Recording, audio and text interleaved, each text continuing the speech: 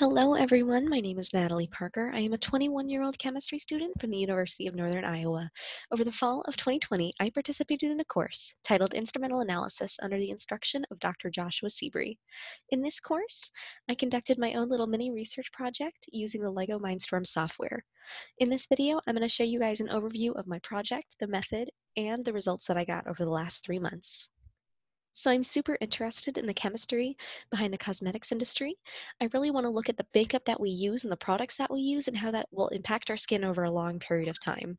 My initial idea for this project was to use a bunch of different makeup products and test their pH to see if there was a direct correlation between their pH and what that does to your skin long term. I did this by creating a little robot that will take a calibrated pH probe and dip itself in the sample and then move over to distilled water to wash itself off. So a little bit of background for my non-chemistry friends. pH is a logarithmic scale that observes the presence of hydrogen and hydroxide ions within a solution.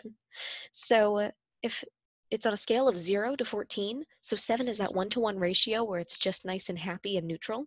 If it's going to be a lower number, it's going to be more acidic because there are more hydrogen ions present.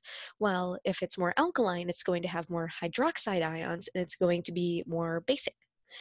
And to get a good visual of this, the picture that I have within this slide is a bunch of household items, fruits and blood, and where they sit on the pH scale. So as you can see, a lemon sits at about a pH of 2, where it is super acidic as there's a lot of hydrogen ions present. And then there's a bar of soap that is more alkaline because it has a pH of like 12. So to complete my research, I built a robot using the Lego Mindstorms EV3 set. My robot, nicknamed Peter, holds a pH probe and can move either in the direction of the sample or will stay in its main location. In this slide, I have a couple good pictures of Peter. So as his code works, first it's going to wake up and go to a predetermined height and move back and forth. Then it's going to wait for me to choose what direction I want it to go on, and it'll confirm. After that, it's going to move over to the sample and lower the pH probe into a 100 milliliter beaker, where the pH probe then activates and reads the pH for 60 seconds as it calibrates. Then it'll go back up to that height, move back to the distilled water, and wash itself for another minute while reading pH to make sure that we're right where we want to be at that level. It raises back to its steady state, and I can change out the sample and restart all over again. I have a good video of Peter in action. This is after the sample has been read and it travels back to the distilled water. The pH is increasing gradually because, as we'll see later, this was a super acidic sample.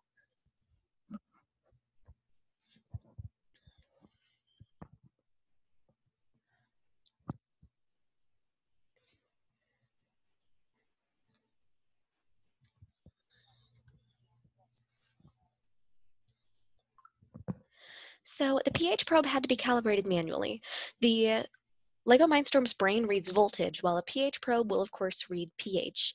I found the pH of 17 different samples, including hydrochloric acid, sodium hydroxide, distilled water, and buffers.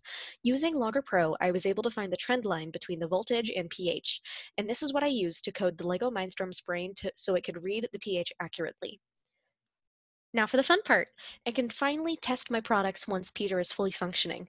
I tested each of them using Peter. Each sample was gotten from Target with prices ranging from $4.69 to $10.99. I chose them out of similarities in their marketing for daily usage and cleansing. So first we have Dickinson's Witch Hazel Toner, Cetaphil Makeup Remover, Neutrogena Makeup Remover, Thayer's Witch Hazel Toner, Burt's Bees Micellar Water, and Garnier Micellar Water. I tested each of these twice using Peter to compare my measurements, cleaning out my distilled water each time just in case there was any leftover sample that had contaminated my water. I used 100 milliliter beakers that contained about 80 milliliters of sample.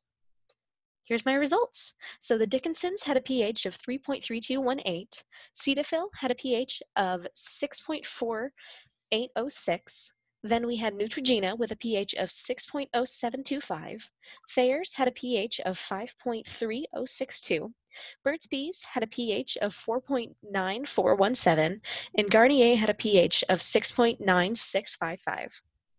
So as you can see, there's a huge range in products, which really made me think, since they're all marketed the same, shouldn't they be around the same page?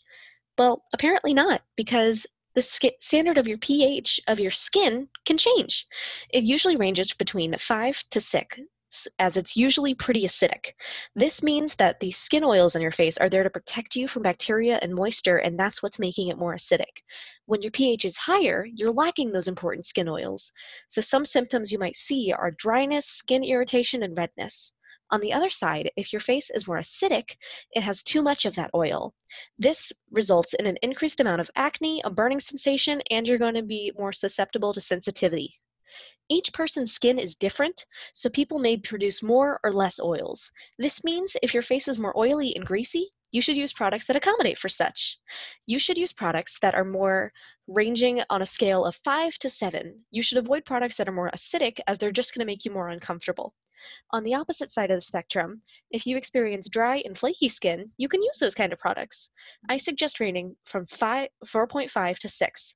If there's a product that's outside of the range of 4.5 to 7, you may be experiencing some severe symptoms of each side of the spectrum just because your face is just not used to that kind of product. So here's a visual of the spectrum of each of my products. The most alkaline here is the Garnier Micellar Water, just pushing a pH of 7. On the opposite side, the Dickinson's had a crazy pH of 3.3. The Dickinson's, of course, was the most surprising because even if you had the most dry skin in the world, you could still alter the effects of your face and your pH over a long period of time if you use it daily as it's marketed.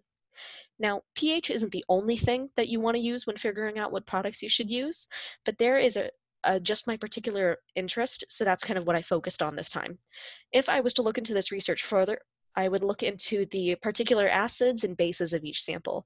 For my more alkaline samples, there were also two layers, an aqueous and inorganic, or not an inorganic, aqueous and organic layer that I thought was really interesting, so that's something that I might want to study later. I want to thank the University of Northern Iowa for giving me this awesome Lego Mindstorm set to play with, as well as funding my research. And I would also like to thank Dr. Joshua Seabury for helping me all the way through this process. Thank you.